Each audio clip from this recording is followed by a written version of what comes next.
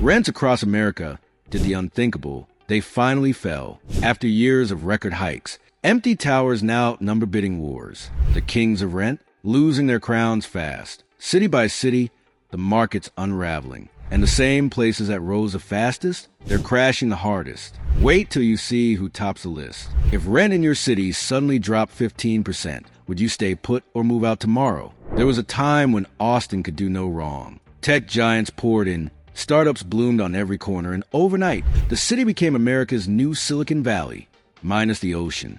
Rent? It skyrocketed. People were paying more for one-bedroom apartments than full homes a few years earlier. For a while, it felt unstoppable, like Austin found a cheat code to endless growth. But behind the booming skyline, warning signs flickered, luxury towers half-leased, and locals quietly packing up. Every boom hides its own bust. Austin's was coming fast. Developers went wild. Cranes dotted the skyline like confetti, racing to build luxury towers for a demand that wouldn't last. By 2023, over 25,000 new units were under construction, more than the city could handle. Investors thought, if you build it, they'll come. But the people didn't. The flood of supply hit just as tech layoffs began biting. Apartments that once had wait lists suddenly offered free rent for months. The city's energy shifted from confident to cautious. When the music stopped, too many chairs sat empty. Then came the twist nobody saw coming. Tenants started calling the shots. Renters who once begged for units began negotiating deals like pros. Landlords who'd laughed at discounts were now offering gym memberships, free parking, even lower deposits. For Austin, this was a shock to the system. The balance of power flipped almost overnight. People realized they didn't have to settle anymore. That apartment they couldn't afford last year, suddenly within reach. The city wasn't collapsing, it was correcting. But for landlords, it felt like free fall. By early 2025, the mood in Austin was unrecognizable. Those shiny new towers stood quiet, their rooftop pools empty under the Texas sun. The once hyped Tesla effect faded as tech hiring slowed. Rent dropped nearly 10% year over year, a number unthinkable just months before. Some called it a reset, others a reckoning. Yet amid the slowdown, a strange calm settled in. Locals finally saw a city returning to reality, where living didn't feel like a luxury sport. The boomtown had grown up, and the story was just getting started. Phoenix had a swagger that felt unstoppable. For years, it was a desert dream, cheap land, sun-soaked views, and Californians flooding in with big city paychecks. Developers turned the skyline into a playground of glass and marble, betting the boom would never fade. But as 2024 rolled in, cracks started forming under the surface. Too many new builds, too few takers, and an eerie quiet began settling over downtown. The desert heat stayed the same, but the market went cold. Landlords panicked. To fill units, they started pulling tricks no one expected. 2 months free, no deposit, even free Peloton bikes. A year ago, these same towers had wait lists. Now, they had echoes. Rents fell nearly 8%, and investors realized Phoenix's gold rush had been built on sand. The hype wave had crashed, and everyone was scrambling to stay afloat. The story didn't end there. As vacancies rose, longtime residents who fled the city years earlier started trickling back. They found deals that felt unreal, luxury apartments at pre-pandemic prices. The locals had the last laugh, watching speculators who'd flipped condos for profit, now begging for tenants. In Phoenix, the dream didn't die, it just got cheaper. What made it sting most was the irony. Phoenix had been sold as a city that couldn't lose. And yet its biggest strength, rapid growth, became its undoing. When the tech transplant slowed, the city's foundation cracked. What's left now is a quieter, humbler skyline, where reality finally caught up with the hype. Then came Tampa, the Florida fantasy that once looked invincible. Everyone wanted a slice, investors, retirees, and remote workers chasing sunshine. Between 2021 and 2023, rents jumped more than 40%. It was chaos disguised as success. People camped outside leasing offices, hoping for an opening. Tampa felt like a gold mine until the digging stopped. By 2024, the frenzy had fizzled. New towers kept rising, but demand wasn't keeping pace. Suddenly, landlords were fighting over tenants, slashing rents, and tossing in wild perks, waterfront discounts, move-in bonuses, even concert tickets. The rental market that once felt elite turned into a clearance sale. Locals called it poetic justice. For years, they'd been priced out of their own neighborhoods while investors turned everything into short-term rentals. But as tourism cooled and costs soared, many of those Airbnbs quietly transformed back into long-term apartments. Tampa was rediscovering balance, one empty condo at a time. By early 2025, Tampa's story echoed Phoenix's. Too much growth too fast, with a hangover that refused to fade. Yet beneath the correction,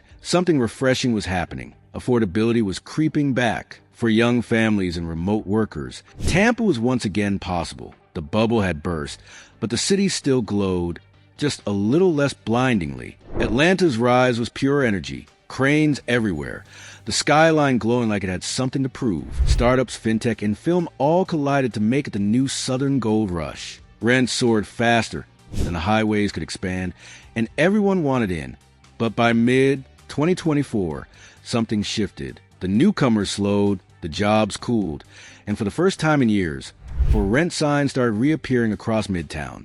The magic hadn't vanished. It was just losing its glitter. Developers tried to play it cool. They claimed it was a minor adjustment, but inside they were sweating. Apartment inventories climbed 20% in less than a year, and tenants suddenly had leverage again. Renters who'd once settled for tiny studios in crowded high-rises were now getting full amenities, rooftop pools, smart locks, gym memberships, for less. Atlanta's renters had been squeezed for years, but now they were finally exhaling. And just like that, the city's confidence turned cautious. Influencers who bragged about luxury penthouses were quietly downsizing. Coffee shops once filled with digital nomads buzzed a little less. People weren't leaving Atlanta. They were just being smarter. The dream didn't die.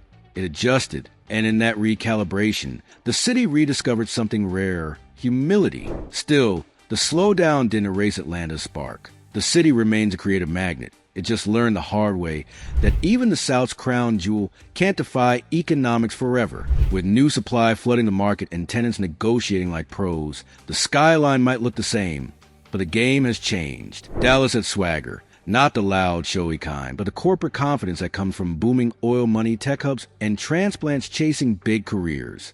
It became Texas' ultimate brag, more affordable than California, fancier than Houston, and busier than ever. Developers couldn't build fast enough, but by late 2024, that speed came back to bite. The towers that were supposed to symbolize progress turned into silent reminders of oversupply. Tenants weren't fighting for leases anymore. Landlords were fighting for tenants. The shift was quiet at first. Rent cuts disguised as limited-time offers, luxury perks no one had asked for, desperate renewal incentives. The city's economy was strong, but its rental market was exhausted. Every new high-rise downtown meant another round of discounts. Dallas had built too much, too soon, and when the demand cooled, the empire began to wobble. Even the high-end neighborhoods like Uptown and Deep Ellum started seeing price drops. In a city that once prided itself on resilience, that was a wake-up call. But Dallas didn't crumble, it adapted. The fall of overpriced rentals led to something new: smarter deals, fairer terms,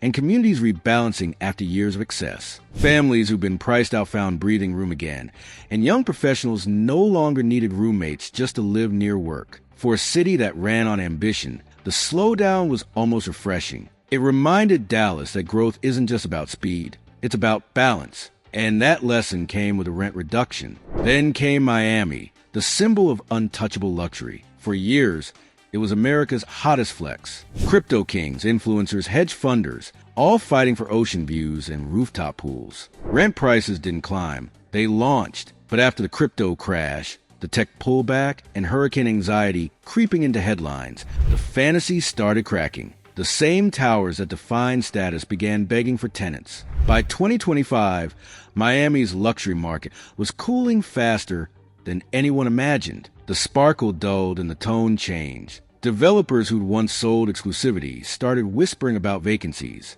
Entire floors in Brick Hill sat half empty, and incentives became the new marketing strategy. 6 weeks free, oceanfront discount, even furnished for free, unheard of a year before. The market wasn't dying, it was detoxing from a decade of excess. Miami had gone from scarcity to saturation, and no influencer filter could hide it.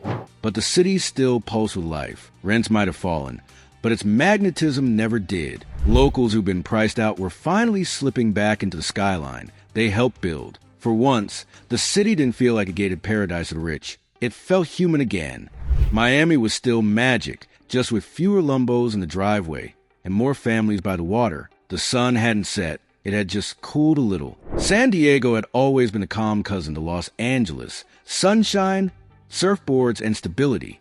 It wasn't supposed to crash. Even during the chaos of the pandemic, its housing market seemed untouchable. But by 2025, the cracks were showing beneath the coastal glow. Developers went overboard, convinced that endless migration from LA and San Francisco would fill every new tower. It didn't. Rents slipped nearly 9%, and vacancy rates hit highs the city hadn't seen in decades. The postcard-perfect skyline was hiding a financial hangover. Behind the beaches, the reality was sobering. Newly built complexes in Little Italy and East Village stood with empty balconies. Property managers who once juggled waiting lists now chase leads. High-end one-bedrooms that rented for $3,200 dropped to $2,600 overnight. Landlords, desperate to fill spaces, started throwing in everything from free parking to prepaid utilities. The city that used to sell scarcity now had surplus, and the dream of forever sunny demand was dimming fast. But there's something poetic about San Diego's stumble.